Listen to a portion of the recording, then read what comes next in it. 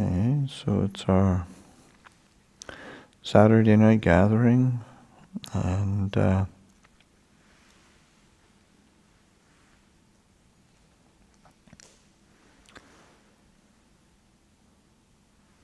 just been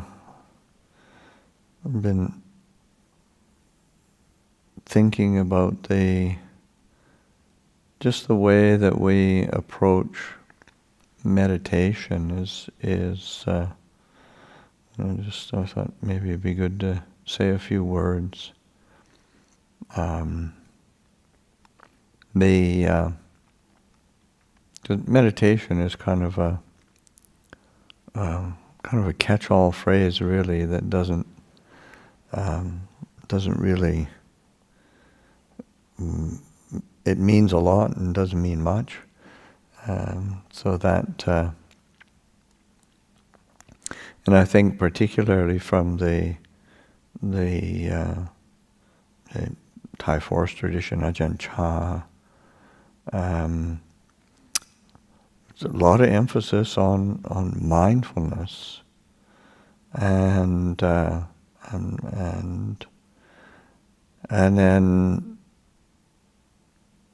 a lot of emphasis on mindfulness of the body. And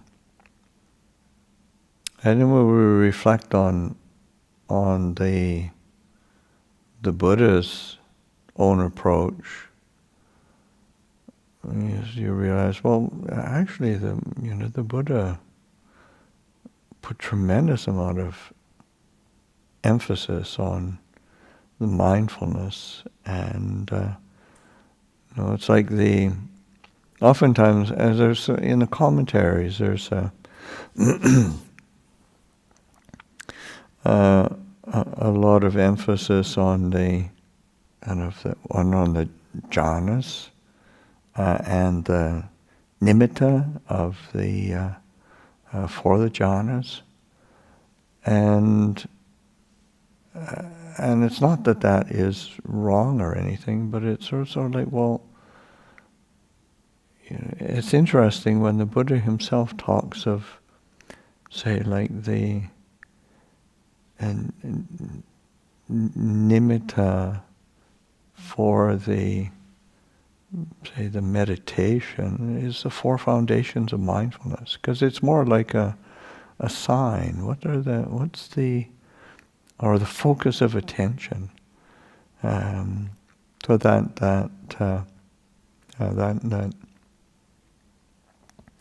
nimitta, or the Buddha talking about the subha nimitta for the in the practice, like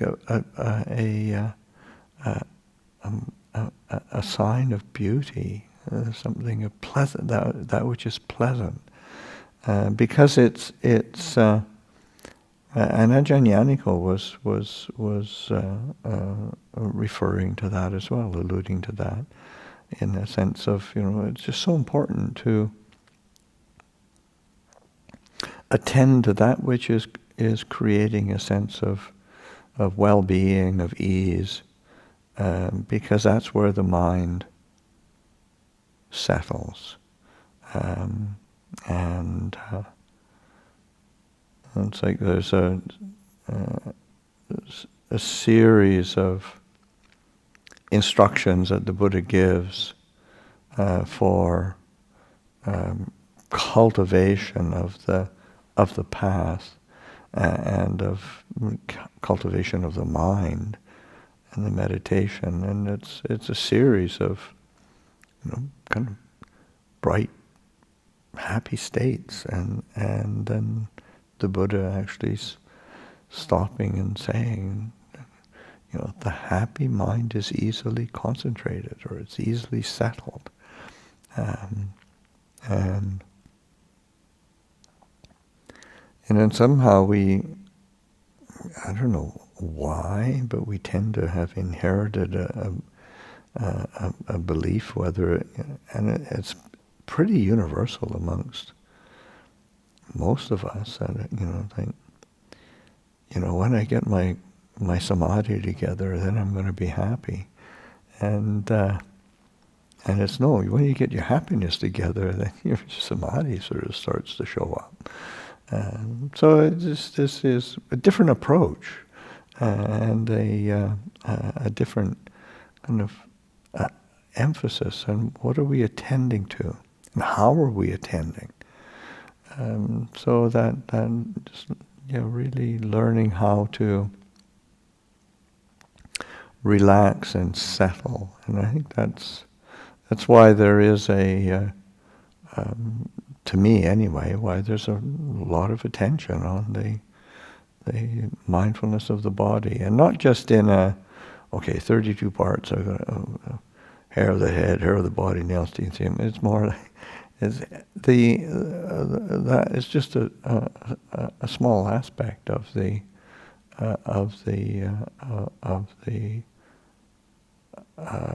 attention to the body, because I think it's important that we in our practice that we anchor our awareness in experience as opposed to thought. It's like trying to think yourself into a settled, peaceful mind is it's already a contradiction of terms. It's just, it ain't gonna happen. So that learning how to inhabit the body, bringing attention into the body, and of course the breath is the most common instruction that the Buddha gives. And using that breath as a vehicle for bringing attention inwards, and not so much on, I gotta focus on the breath. I gotta keep the breath tightly in mind. It's more using the breath to come in and internalize that experience of awareness. Where do we feel the breath comfortably? How do we feel the breath comfortably? How does it show itself? It's like taking an interest in how that experience shows itself, rather than trying to force the mind into a preconceived idea of what we think we should be doing. So exploring and taking an interest, a certain curiosity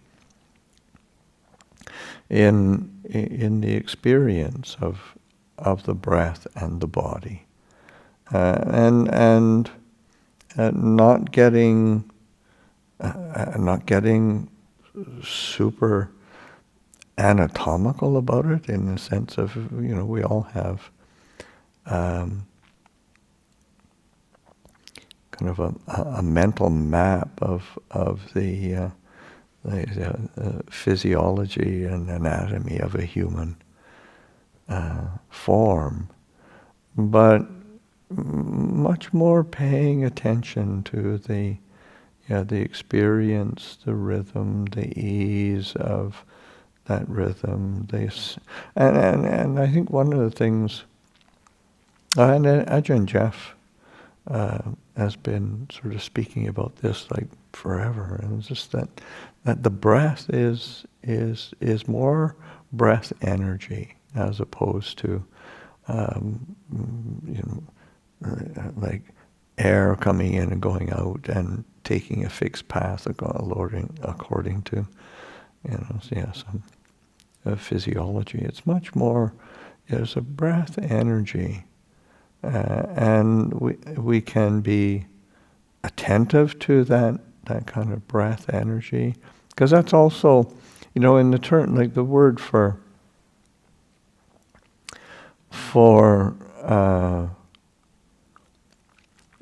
breath is say like pana, like anapanasati.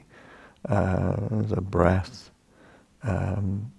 is pana. Of course, that's Pali. In Sanskrit, it's prana, which is again it's sort of like life as well. So in the same way, like the first precept, not taking the life of any living creature, panatipata.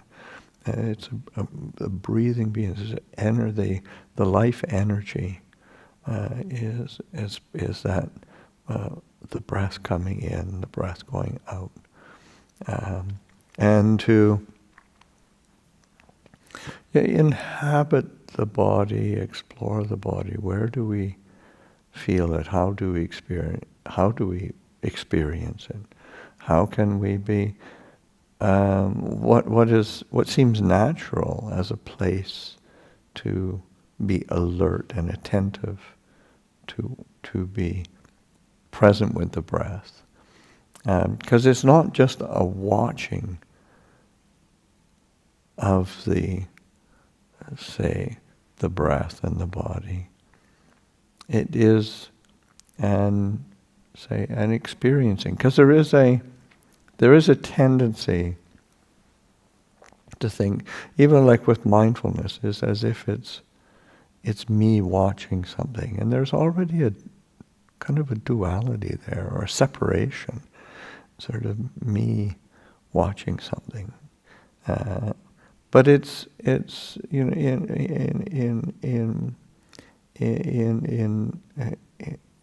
the Buddhist practice, it's much more direct, and that even like in the Anapanasati Sutta, the Buddha talks about the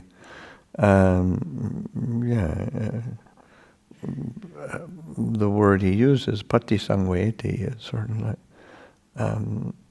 it's not watching; it's experiencing the body breathing in, experiencing the body breathing, and Ajahn Jeff translates it as sensitive, and it's like more like fully sensitive, because it's the word, the root of the word is, say in patisangveti, veti is like to feel. And both pati and sang are amplifiers, like to fully feel, to be fully sensitive to experience fully the breath as it comes in, the breath as it comes out, the body as we breathe in. And so that it's inhabiting the experience rather than some aloof watching. So that meditation, when we engage in it, then there's a sense of settling, and it's also, there's again a sense of, there's always an attention to balance, in that where, yes, we want to be aware, and there is a certain element of like a focused awareness, focused mindfulness, that is kind of taking an object. But it's also that shifts around, and to not be confused or flummoxed by that. That's what the mind does. But also within that, and especially with the breath, because it's like a non-verbal experience. I mean, we fill the mind with all sorts of verbiage, but the actual experience is non-verbal. So that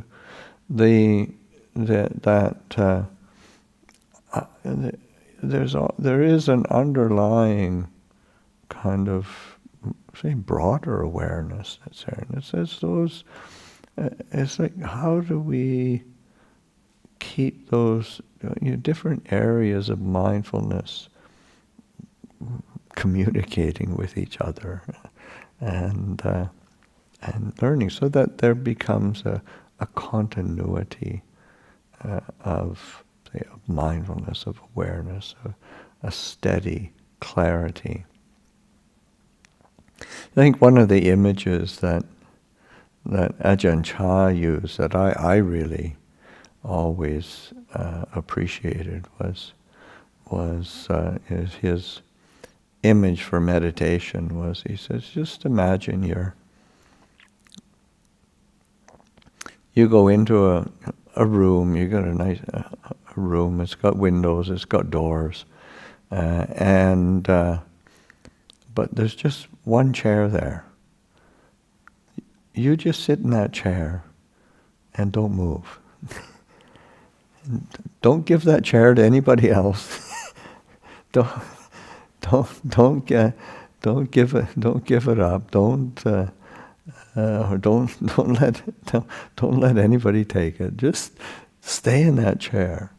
And he said, and then you can watch the people coming and going. And he said, that's what meditation's like. You sit in that seat of awareness within the heart, within experience, and of course there's going to be thoughts come. Of course there's going to be moods come. Of course there's going to be, oh my God, I'm getting restless. What am I doing it right? Well, yeah, I mean, all of that comes and goes, and that's where sort of like just like those 5 hindrances that way. It's not that you have to be. I mean, you learn about them through familiarity. You have to understand them, but it's more being willing to just recognize them and just let them. Okay, they come into that space of awareness of the energy of the breath, and then they go out, and it's just keeping your seat of awareness, and that's it's a place of there's a place of stillness, without forcing it to be still, without forcing it to be, even forcing it to be mindful. And it's because that's so often we just try too hard, and we don't. And there's a certain level of we don't really trust the fact that we can be aware, and will be aware, would be aware of. So it is just learning to get more and more familiar with that, sitting in that seat of awareness, and that's I think of there's an idiom that the Buddha uses when he describes samadhi, concentration or steadiness of mind, stability of mind, immersion of mind. Purified, bright, free from corruption, pliable, workable, steady, imperturbable. They're all sort of these are all different qualities of the mind that. There's a purification in terms of a shedding of the distracting, of the disturbing, of the unskillful. It's bright.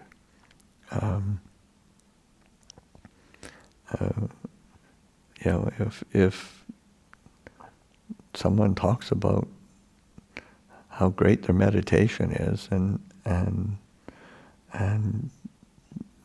they're dull, I mean, or the mind, if you have any doubt at all whether you've experienced some settledness of mind, the mind will be bright. You're not going to be dull and confused. It's intrinsic to the mind.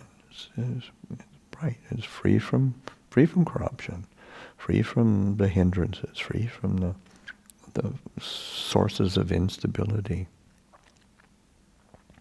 It's pliable. It's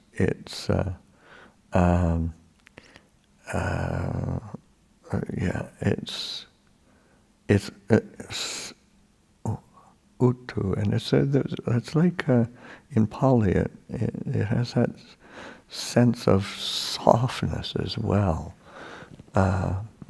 Softness, malleable. Uh, uh, and, it's not, I'd say it's not hard and rigid. So that leads to a certain beauty. Workable is like kamaniya. It's also, it has more of a sense of like ready for work. Okay, it's ready to do what it needs to be done. I need to let go of this particular thought. I need to, that needs to be done. Okay, the mind's ready to do it. I need to buckle down here. It's ready to do it. I need to let go. Okay, it's ready to do it. So it's this sense of, the mind. So there's this, and steady, imperturbable, a sense of not being easily shaken. So these are qualities of mind that one starts to recognize, and they, you can. But again, it's sort of experiencing it from the inside, coming back to the body, grounding attention in the body, and relaxing, bringing a sense of ease into the mind. When the Buddha talks of the, say, like the factors of the mind settling or becoming steady, or moving toward samadhi, I mean, there's, the mind is still, it's engaging in terms of thought is being directed, it's evaluating, it's recognizing that vitaka vichara. And there's directed thought, there's evaluation. It's seeing and using thought to help clarify, as well as recognizing the thought. Recognize, I don't need to do that. I can be letting that go, or directing to attention to themes that do kind of uplift the mind, or brighten the mind. Because it is again an aspect of the mind settling, is that there is that sense of well-being, and there's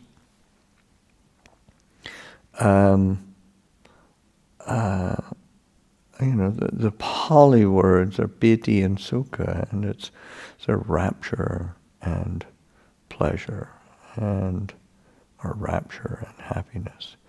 And you think, God, I've been meditating for years now. I've never had any rapture. It sounds really pretty extreme. But I think it's much more, like qualities are like of delight and refreshed. Those are, that's much more the flavor. It's important that because our translations can set up expectations or assumptions, and so, but something like, say like delight and refreshed. Those, that's really common in meditation, as one is dropping kind of obsessions and unskillful interest in the things that aren't really very wholesome. But as that drops away, there's a real kind of refreshed and delighted quality to the mind, and there is an inner contentment that comes. One is settled and content with that well-being. And that helps the mind to come together, to unify a bit more, to be more, more, more that inner harmony, ekagata, starts to manifest. So that's it's like reframing, or reconsidering what we how we're holding the meditation. But particularly, again, just to emphasize just how important it is to come back to the body, because that's where we immediately feel, oh, am I relaxed? Am I comfortable? Am I at ease? So I breathe in and just, okay, can I just drop the obsession, or can I just drop the worry? Can I breathe out and let that kind of anxious or competitive, because even, who are we competing with? We end up competing with ourselves, and this just is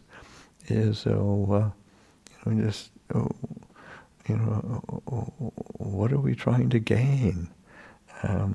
And you realize, and that's why Ajahn Chah put so much emphasis on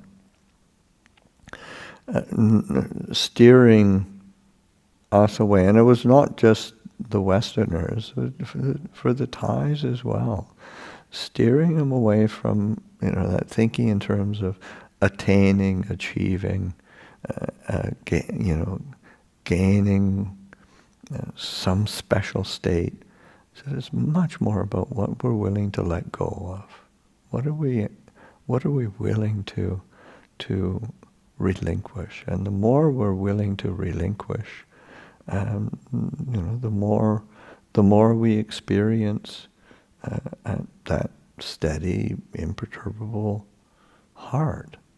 Of course, it's a very well-known teaching or phrase that Ajahn Chah coined. You let go a little, you get a little peace. You let go a lot, you get a lot of peace. You let go completely, you get complete peace. And it's just very simple, simple equation. Of course, not so easy to do, but still, you want to be heading in the right direction. So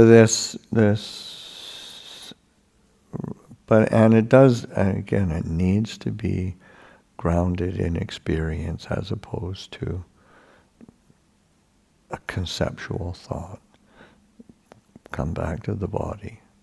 Come back to and internalizing that sense of experience, and allowing that and like inhabiting the practice, living with it from moment to moment, as we breathe in, as we breathe out. And we can modulate, our energy, we can soften, we can push, because it's also that, say, like that breath energy is not just kind of a life force type thing. It's also just that say, expanding and contracting.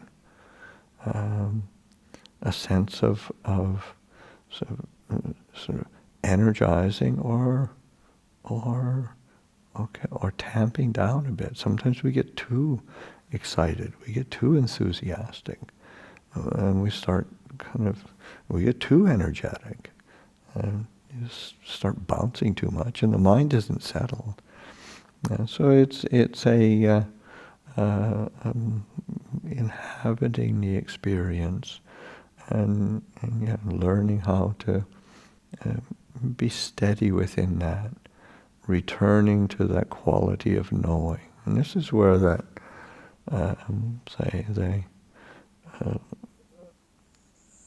just that reflection on the Buddha being the one who knows. It's this internal quality. Because in Thai, especially the Northeast Thai tradition, they use just the recitation of the word of the Buddha as a fundamental meditation technique. It's on the in-breath, Buddha, out-breath, Ho. And that's, it's a helpful anchor to stay with the present experience, but it's also a reminder of just being with that, the quality of knowing, the yes, inhabiting that kind of awareness that is present, it's alert, it's kind, and is there's a contentment, a happiness there. These are sort of reminders or guideposts to try to remind us of how we approach our meditation, because it's, when it's say grasped in the wrong way, then meditation can get really frustrating and we can get pretty grim sometimes. And certainly that isn't what the Buddha was hoping for us in giving his teachings, and it wasn't what the great teachers hoping for. But it's this sense of applying ourselves to the practice and just recognize, understanding the mind, and it's just as because there is a natural element to the mind that when we treat it kindly, it responds kindly. It takes on. It's like the image that the Buddha gives in the hindrances of that of water, that because it's like you put the natural state of water is that it's clear and it's still, but then we can put in a color and or a dye or something, an additive of some sort, and it will change color. And the Buddha uses that in terms of desire, but also it's just say water. If you just leave it out, it's just is kind of cool and settled. But then, if you put fire underneath it, then it's going to boil. It's going to get hot, and it's not the natural state of water, but it's what you can do with water. He uses that as the image for the hindrance of ill will and anger. And it's quite the mind gets hot and boiling. Gets covered over with it's like a pond scum. It's how it works. So it can be, but the natural state of water is clear, and it's still, it's limpid, and so that allowing awareness and attention to come back and appreciate appreciate that stillness, that clarity, and to learn how to delight in it. So I'll offer that for reflection this evening.